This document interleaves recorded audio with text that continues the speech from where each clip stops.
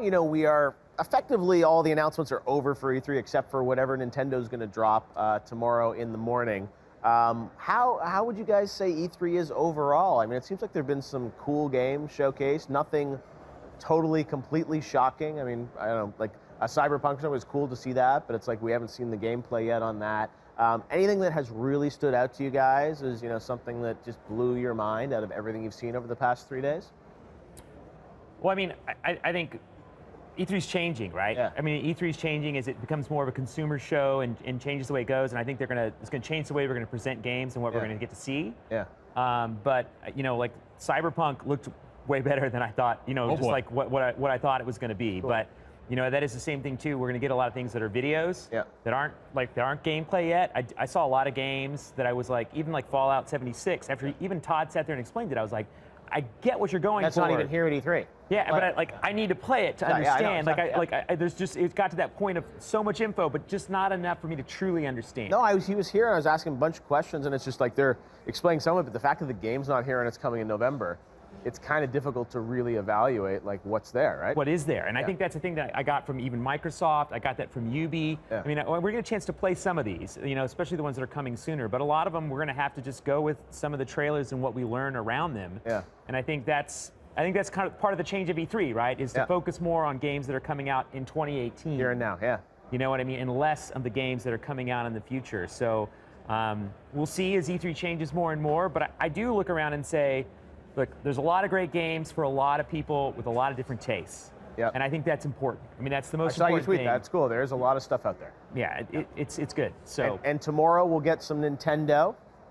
All right, what are you expecting from Nintendo tomorrow? Smash Brothers, of course. Smash, that'll be a big one. They've got their event tomorrow, so that'll be fun as well. I really love seeing more and more games coming onto the Switch. Yeah. And I think that's a huge reflection on the fact that they understand that their audience is aging up. And, with the Switch, it's more of this,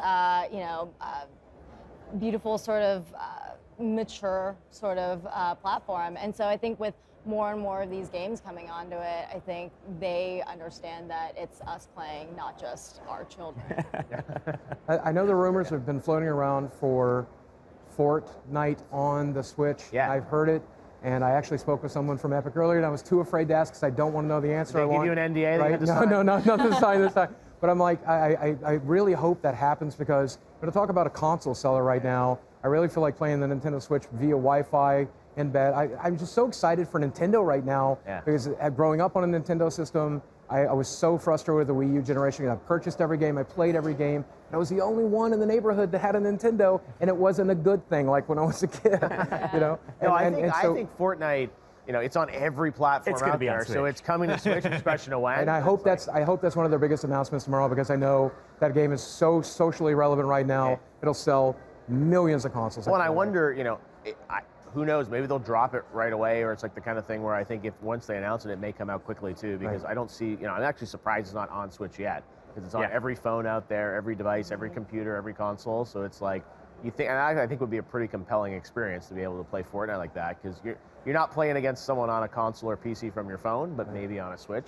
You can actually have a competitive. And some of these bigger games, Wolfenstein, Doom, they got to kind of downgrade the visuals a little bit, the performance. You just expect that coming to the Switch, and I'm sure Fortnite's gonna be gorgeous on that thing. I don't think there's gonna be any discrepancy between the other platforms. Yeah, the game scales very well, to its platform. I do want to say one thing about E3 this year that's really been fascinating.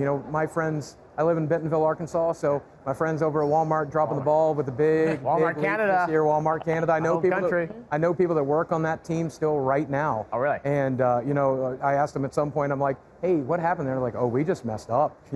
So I knew we didn't get Borderlands 3. There are a couple that Splinter Cell. Splinter Cell. Were in there. I asked Emo about that today. He was like, didn't sound like it's imminent that anything. But I'm so amazed that all of the shows were still fantastic, even though we've all known for a few weeks that a lot of these games were coming out. They still managed to really capture the hype and really present these shows in an amazing way. And my heart goes out to the developers and the publishers of these games that had a little bit of that hype stolen, but just a triumph to see them really, really drive it home regardless. Didn't knock any of the adrenaline out of them, didn't knock any of the momentum, and it was still a really great show all around so far, and I hope Nintendo can bring it home.